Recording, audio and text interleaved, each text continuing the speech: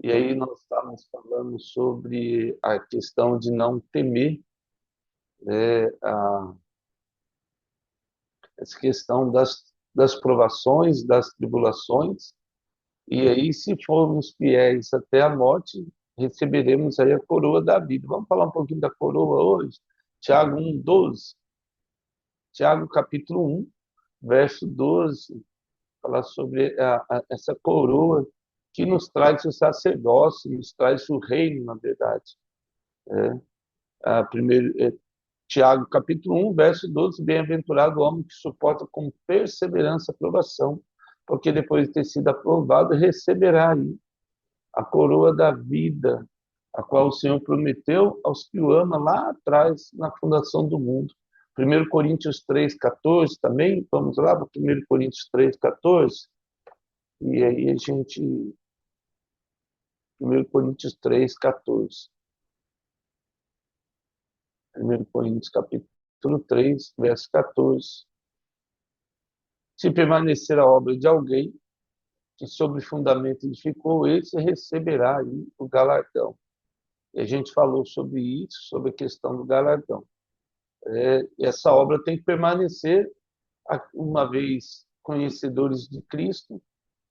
O nosso papel aí não tem a ver com a salvação, mas tem a ver com a santificação e com o propósito de Deus maior na nossa vida, como diz Mateus 28, e de, portanto, pregar o evangelho a toda a criatura, fazendo discípulos, batizando meu nome, fazendo discípulos. E aí o verso 11, agora, né, Apocalipse 2:11, o apóstolo João vai terminar a carta em Esmina, e aí ele chama a atenção e fala, olha, quem tem ouvidos, ouça o que o Espírito diz às igrejas. Como nós falamos, até aí o Espírito Santo está. Não foi ainda, não aconteceu o arrebatamento, isso que a gente tem que entender. Com relação às cartas, o arrebatamento ainda não tinha acontecido, mas ele diz ao vencedor, de nenhum modo sofrerá o dano da segunda morte. Então vamos lá para Apocalipse 2:7, o 2:7 atrás aí, o dano da segunda morte. O verso 7, ó, quem tem ouvidos, ouça o que o Espírito diz ao vencedor, dar-lhe-ei que se alimente da árvore da vida. E aí agora ele fala não só se alimentar, mas ter um lugar no reino de Deus, mas também não sofrer o dano da segunda morte. O que seria isso aí? Gênesis 2:17, vamos para Gênesis lá no início. Gênesis capítulo 2, verso 17, Deus deu uma orientação para o homem e para a mulher, no verso 17, colocou os dois no jardim, e ele dá uma orientação, ao verso 16 até, o Senhor Deus deu esta ordem, de toda árvore do jardim comerás livremente, mas da árvore do conhecimento do bem e do mal não comerás, porque no dia que dela comeres, certamente morrerás. O que a gente tem que entender? Algumas coisas são importantes. O distanciamento de Deus traz a morte para qualquer pessoa. Então, o que Deus estava falando para Adão e Eva é que ele nunca, jamais, os dois deveriam distanciar-se do amor de Deus. Mas, por algum motivo, tanto Adão e Eva, eles se deixaram sucumbir pela mentira de Satanás, as meias verdades de Satanás. Porque até então, ninguém tinha morrido. Quando a serpente chega para Jesus, eles tinham essa percepção, essa ideia, que Deus falou para Adão, e depois Adão ensinou Eva. Eva ela já era segunda a ouvir, não foi Deus que falou diretamente a Eva, então Adão falou para ela, tipo assim, olha, Eva, eu vou dar instruções aqui como é que funciona o paraíso, porque Eva veio depois. E na hora dele falar, falou, ó, você pode comer de tudo, mas não toca nessa árvore aqui não, porque senão você vai morrer. Talvez ele não foi tão sábio na hora de passar o recado, e Eva talvez não tenha entendido direito. Eu sei que faltou comunicação entre os dois aí, porque quando a serpente veio e e ela vai seduzir o coração de Eva e vai falar assim, olha, é, é, o diabo não oferece a árvore. Quer ver? Vamos lá para Gênesis 3. Põe aí Gênesis 3, o verso, olha só. Mas a serpente mais sagaz de todos os animais selváticos que o Senhor Deus tinha feito, disse à mulher: assim que Deus disse, não comereis de toda a árvore do jardim, ele já faz uma pergunta, né, a Satanás, a serpente, porque ela estava ali, ou seja, tanto é que ela vai estender a mão e pega, ela estava debaixo da árvore, não sei, tanta árvore no jardim, naquele dia, Satanás, ele é assim, ele não tem pressa de derrubar ninguém, de destruir a vida de ninguém mesmo, por isso ele vem para matar, roubar e destruir. Por ser um ser espiritual, caído, ele não tem essa questão do tempo, ele estava lá, olha só, e quantos 1000 anos se passaram até chegar até nós? Isso se a gente entender que Satanás, mas a palavra de Deus em Ezequiel 28 diz que ele estava quando a terra ainda pegava fogo, ou seja, gente, assim, ele estava quase na criação do universo. Né? Então, assim, a terra ainda era uma bola incandescente pegando fogo e Satanás andava sobre as rochas da terra. Então, ele vivenciou toda essa construção. Tudo isso ele sabia. E aí respondeu a mulher, do fruto da árvore do jardim. Porque quem perguntou já foi direto Satanás. Né? E assim diz Deus, não comereis de toda a árvore do jardim, toda a árvore do jardim, porque ela devia estar comendo alguma coisa. E aí ela respondeu, do fruto da árvore do jardim podemos comer, mas o fruto da árvore que está no meio do jardim, disse Deus, dele não comereis, nem tocareis. Deus não falou nada de tocar para Adão, então ele já acrescenta o negócio. Talvez com preocupação de Eva, sei lá. Ele falou, nem toca nessa árvore. Adão devia ter posto fogo nela, né? Deus nunca falou que ele não podia ter posto fogo. Se Deus não falou, ele podia ter acabasse aí. Vou resolver esse problema aqui. Botar fogo nessa árvore, aí não tem problema de ninguém comer disso aqui. Então a serpente disse à mulher: é certo que não morrereis. Ninguém tinha morrido antes no paraíso. Então ela não tinha noção que era morte. Na verdade, ninguém tinha noção que era morte antes de Adão ter comido do fruto e Abel ter morrido nas mãos de Caim. Porque Deus sabe que no dia em que dele comeres, se vos abrirão os olhos, e como Deus sereis conhecedores do bem e do mal. Vendo a mulher que a árvore é boa para se comer, agradável aos olhos, e a árvore desejável para dar entendimento. Então, olha só, não foi uma coisa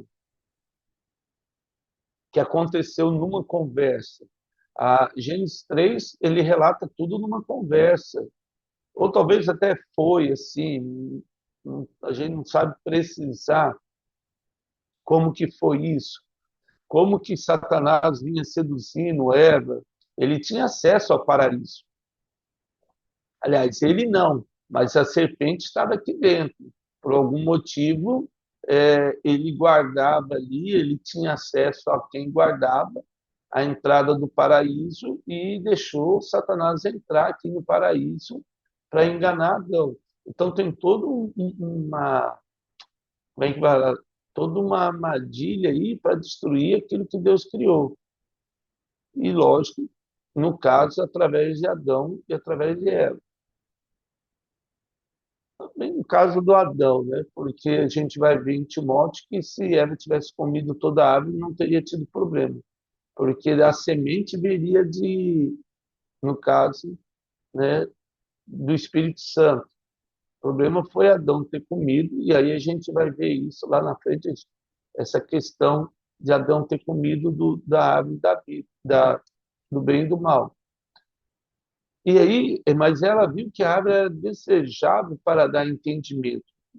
Alguma coisa devia ter, sei lá, um alucinógeno, sei lá, o perfume da árvore deixava pessoas mais animadas ou mais tranquilas, não sei, devia ser alguma coisa que mexia com um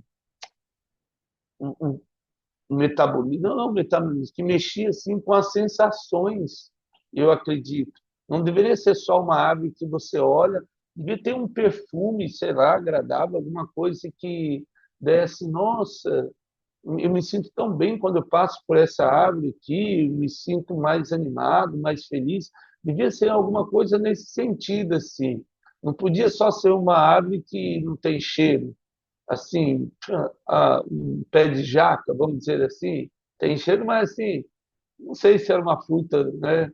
Devia ser algo realmente especial, assim, que a gente, graças a Deus, bom, a gente já comeu fruto do pecado, mas assim,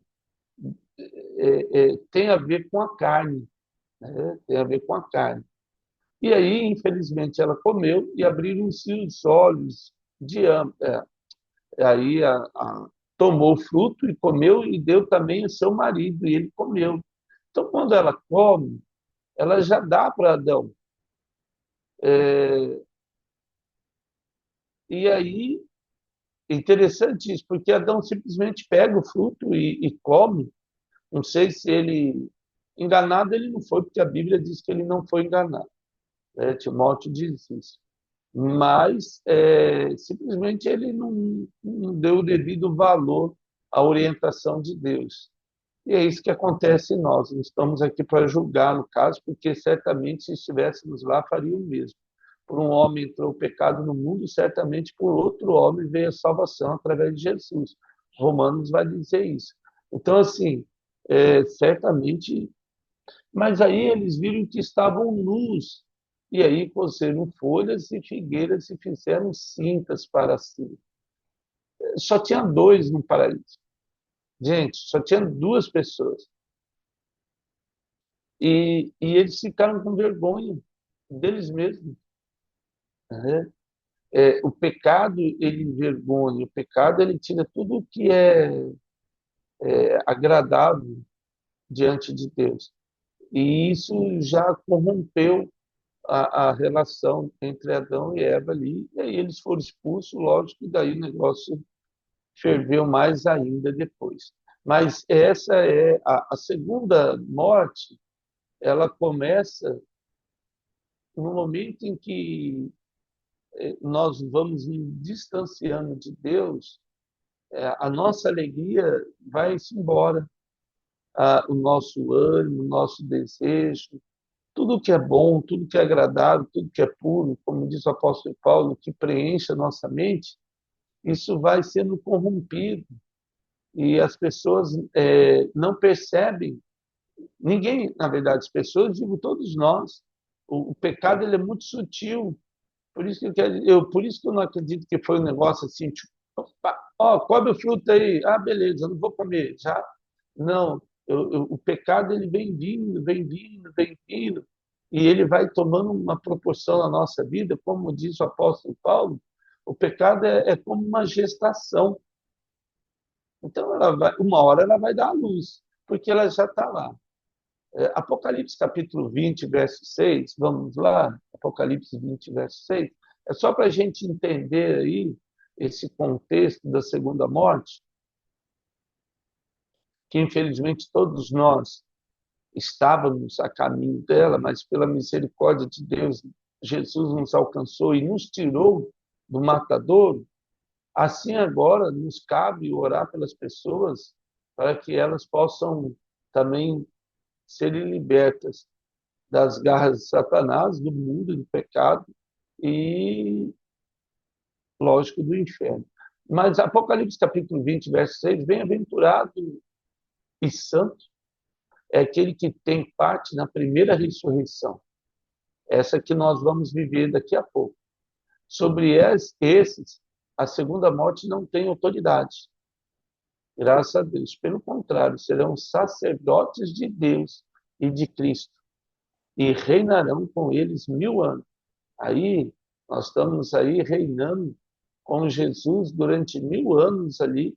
Nós vamos direcionar, vai ser como é que um protótipo da vida eterna.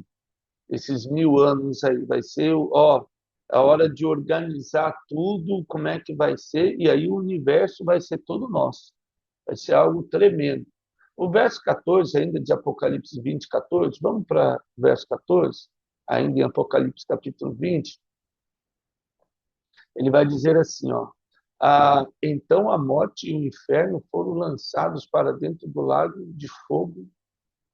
Esta é a segunda morte, o lago de fogo. Então, assim, o inferno ainda não é a segunda morte, né? Essa é a primeira. Agora, quem está no inferno, infelizmente, vai ser lançado no fogo, no lago de fogo, que foi preparado para o demônio e seus anjos. A Escritura diz: o lago de fogo nunca foi para o ser humano, nunca foi para o ser humano. O lago de fogo foi criado por Deus para deixar lá Satanás, que abriu mão do estado natural, como diz Judas, o estado natural, e se corrompeu. Ezequiel 28 vai falar exatamente nesse comércio maldito e essa ganância que Satanás incutiu na vida do ser humano. Romanos 6:2, vamos lá para Romanos 6:2. Romanos capítulo 6, verso 2. Então vamos lá, Romanos capítulo 6, versos 2. De modo nenhum. Como viveremos ainda no pecado, nós que para ele morremos? Só para você entender, você põe no verso 1 aí, Gustavo, fazendo favor. Então, que diremos, pois? Permaneceremos no pecado para que seja a graça abundante? Ou seja, onde abundou o pecado, superabundou a graça. Aí o apóstolo Paulo já faz essa retórica aí, essa contra-pergunta. Então, que diremos? Se onde abundou o pecado, superabundou a graça, então eu vou pecar mais para ir superabundar a graça na minha vida. Aí Paulo fala, pelo amor de Deus, né? Se permanecemos no pecado, para que seja a graça mais abundante, de modo nenhum. Como viveremos ainda no pecado, nós, os que para ele morremos? Ou seja, se eu já estou morto por pecado, não posso querer viver de novo nele, a não ser que eu não esteja morto para ele. E aí eu fico seduzido pelas paixões do mundo. E isso vai crescendo, e se a gente permitir, o 1 Coríntios 13, quando fala sobre o amor, e aí ele vai no verso 5, se eu não me engano, 1 Coríntios 13, 5, ligado, Estado. O 4, o amor é paciente. O paciente aqui, no grego, é alguém que se deixa passar as paixões, a palavra é exatamente isso, né? Do grego. Ele deixa passar as paixões, ele espera passar as paixões antes de fazer qualquer coisa. É uma pessoa paciente. Ele não resolve as coisas no ímpeto, né? Não se deixa levar pelas paixões do coração. Ele simplesmente, a palavra, ela tem essa conotação. Alguém que espera passar. Né? Quer ver? Eu até pegar aqui, que daí eu falo até a palavra exata aqui em 1 Coríntios 13, ele vai usar o verso 4, 1 Coríntios 13, 4, a macrotimei, frase difícil, né? Mas é macrotimei, que é essa questão de longânimo, paciente, uma ação de pessoa é segurar os seus sentimentos durante muito tempo até que passe a paixão, né, dela aí, macrotimei, do grego aí, que vai trazer essa conotação, essa ideia, né, da pessoa ser liberta de fazer uma ação. Sabe aquele lance do vendedor? Oh, você tem que comprar agora que é a última peça, se não comprar, não garante. E a pessoa acaba comprando sem ter necessidade. É mais ou menos assim que Satanás seduziu ela. Então vamos lá para Apocalipse 2, 12. Agora vamos entrar na igreja de Pérgamo. E Pérgamo é uma igreja que ficava a 70 quilômetros ao norte de Esmirna, aí, é uma das melhores bibliotecas, inclusive os primeiros achados da Bíblia, os primeiros pergaminhos, né, da antiguidade foram achados aí, foram usados pela primeira vez em Pérgamo, na verdade. O primeiro pergaminho foi usado em Pérgamo, né? A primeira vez aí a escrita também foi feita em Pérgamo, a capital da província de Roma na Ásia também. Essas igrejas tiveram destaque no Império Romano. Então vamos lá. Primeiro, Apocalipse 2, verso 2, a igreja de Pérgamo. Ao anjo da igreja em Pérgamo escreve essas coisas, diz aquele que tem a espada afiada de dois gumes. Olha só. Então, toda vez que se a gente olha, cada igreja lá fala a respeito daquele que foi morto, mas esteve vivo, agora aquele que tem a coroa, vai falar dos atributos de Jesus. E aí, vamos falar um pouquinho. Apocalipse 1:11. Vamos lá para Apocalipse 1. No princípio que vai falar das igrejas, vamos Apocalipse 2:16. 2:16 aí. Só descendo aí. Falar um pouquinho aí da palavra fiada. Portanto, arrepende-te, se não vem de ti sem demora contra ele, pelejarei com a espada da minha boca. Lembra lá? Isso é muito importante. A gente já viu em Apocalipse capítulo 1, né, essa autoridade de Jesus, né, essa autoridade que ele tem de abrir a boca, pronunciar e as coisas. E João vai dizer assim, e o verbo estava com Deus e o verbo era Deus. Porque ele pronunciou e disse Deus, haja luz e houve luz em Gênesis, né, capítulo 1. Então, todo esse poder da palavra de Deus muda as coisas. Então, vamos lá. Hebreus 4:12. Vamos para Hebreus 4:12. Olha, tem Hebreus 4:12. Vamos lá. Hebreus capítulo 4, verso 12. Porque a palavra de Deus é viva e eficaz e mais cortante do que qualquer espada de dois gumes e penetra até o ponto de dividir alma e espírito juntas e medulas e é apta para discernir os pensamentos e propósitos do coração. Ou seja, essa é a palavra de Deus. Quando nós lemos e no Evangelho que Jesus fala, olha, as pessoas, né? Em teu nome não expulsamos demônios, em teu nome não falamos novas línguas, e Jesus responderá, aparta de mim, que eu não vos conheço. Ou seja, essa palavra do Senhor, uma palavra definitiva, capaz de separar juntas e medulas, alma do espírito. Então a gente já viu em Jó esse texto, quando a gente já citou Jó, quando a pessoa morre, se ela estiver muito presa à carne, para a carne, Deus arranca o espírito e deixa a alma com a carne. Mas se ela está próximo de Deus, aí ele separa aí, né? Ele não precisa separar a alma do espírito, porque essa pessoa está próxima do espírito. O verso 3, agora de Apocalipse, então nós temos aí a espada afiada de dois gumes, a autoridade de Jesus e a capacidade dele. No verso 13, olha só o que diz. De novo, conheço o lugar em que habitas, onde está o trono de Satanás. Aquilo que a gente já estava falando, né? Olha a situação de Pérgamo. Ela estava, devia ser um centro maldito ali, Pérgamo. Pregar de Jesus ali, pensa num centro aí onde a idolatria reina, onde o paganismo reina, era onde o povo de Deus estava aí. Mas fazia diferença, eles estavam sendo luz. Não era um negócio assim, ai meu Deus, esse lugar.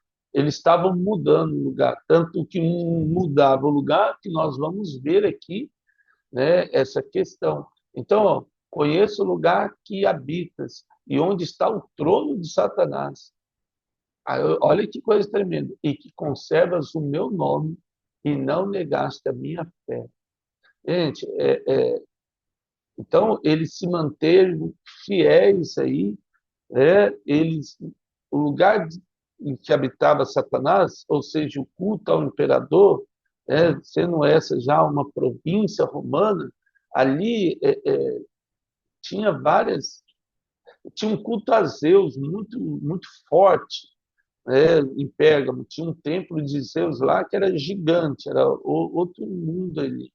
Então, mas vamos ver aí, olha só, conserva o meu nome. Apocalipse 14, 12. Vamos lá, Apocalipse 14, 12. Apocalipse 14, verso 12. Ele vai dizer assim, ó, aqui está a perseverança do santo, os que guardam os mandamentos de Deus e a fé em Jesus. Ou seja, fé, pistes, no grego quer dizer fidelidade. Fé nada mais é do que se manter fiel às convicções que nós aprendemos. Apocalipse 1:5, vamos lá, voltar para Apocalipse 1:5. Apocalipse capítulo 1, verso 5, ele vai falar exatamente isso. Olha só. E da parte de Jesus Cristo, a fiel testemunha, ou seja, falando de Jesus, o primogênito dos mortos e soberano dos reis da terra.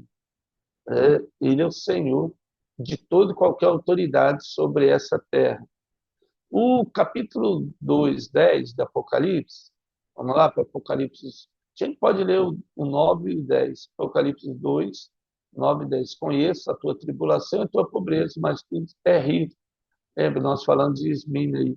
E a blasfêmia diz que a si mesmo se declaram judeus e não são, sendo antes sinagogas de Satanás. Não temas coisas que têm de sofrer. Eis que o diabo está para lançar em prisão alguns dentre vós, para ser posto à prova. E tereis tribulação de 10 dias, como nós falamos, né? Essa questão de 10 dias aí pode ter sido um período de 10 dias que ele sofreria, ou 10 períodos aí dos imperadores de Roma. Mas ser fiel até a morte aí, dar-te-ei a coroa da vida. A gente acabou de ver, né? De ter essa coroa da vida em si. Continuando aí, deixa eu ver o tempo aqui, mas vamos lá para 1 João, 1 João, capítulo 3, verso 23, 1 João 3, primeiro carta de João, isso aí, o verso 23. Ora, o seu mandamento é esse, que creiamos em o nome de seu Filho Jesus Cristo, e nos amemos uns aos outros, segundo o mandamento que nos ordenou. E aquele que guarda os seus mandamentos permanece em Deus, e Deus nele. E nisso conhecemos que ele permanece em nós, pelo Espírito que nos deu. Ou seja, nós conhecemos, nós guardamos. Uma vez que nós guardamos, nós somos conhecidos por Deus, porque guardamos os seus mandamentos. E esses mandamentos, e aí aquele não esse mandamento escrito numa tábua, mas o mandamento escrito no nosso coração. Uma vez escrito com o sangue de Cristo em nossas almas, nossa vida é transformada pelo Espírito Santo de Deus. Vamos ler Romanos 10, 9. Romanos 10, 9, só para terminar aqui, nesse dia, a respeito de conservar o nome de Jesus. Romanos capítulo 10, verso 9 e 13, vou ler rapidinho aqui. Se com a tua boca confessares Jesus como Senhor, e em teu coração creres que Deus o ressuscitou dentre os mortos, serás salvo. Porque com o coração se crê para a justiça, e com a boca, olha só, se confessa a respeito da salvação. Portanto, diz as Escrituras, todo aquele que nele crê não será confundido, pois não há distinção entre judeu e grego, uma vez que o mesmo é Senhor de todos, rico para com todos o que invocam. Amém. Novamente aí, Deus não tem distinção de pessoas. O cristão não tem pátria nessa terra. O cristão tem uma pátria celestial. Não importa se ele é judeu, não importa se ele é grego, não importa se ele é brasileiro, ou chinês, ou russo, ou americano, não importa se ele é do continente africano, europeu, Deus não tem distinção. Quem é cristão tem a salvação. Quem não é cristão, certamente tem a pátria nesse mundo. Mas, pela misericórdia de Deus, nos cabe levar o evangelho a toda criatura, para que todos, todos, todos, todos, sem exceção, venham perecer no lago de fogo e enxofre, no inferno. Amém? Amanhã a gente continua aí, o verso 13, tem bastante coisa para a gente ver. Pai, eu quero agradecer por essa manhã, por esse dia, agradecer pela vida dos teus filhos, que teu Espírito Santo, ó Deus, venha nos encher da graça, do amor e do entendimento, ó Pai, para viver como diz a tua palavra, ó Deus. Independente, ó Deus, onde estivermos, ó Pai, que a sua presença seja algo marcante na nossa vida nesse dia, que nenhum sopro do inimigo venha nos alcançar, antes nos dê discernimento para anular toda e qualquer seta do maligno sobre nossas vidas e nos faça, Deus, florescer diante de Ti. É que eu lhe peço em nome de Jesus. Nos mantenha fiel na Tua presença, ó Pai. Guarda os Teus filhos, guarda-nos neste dia, para a glória Tua, no nome de Jesus. Amém. Amados, que Deus nos abençoe aí. Mais uma vez é uma honra estarmos juntos aí. Fique com Deus aí, possamos viver o novo de Cristo.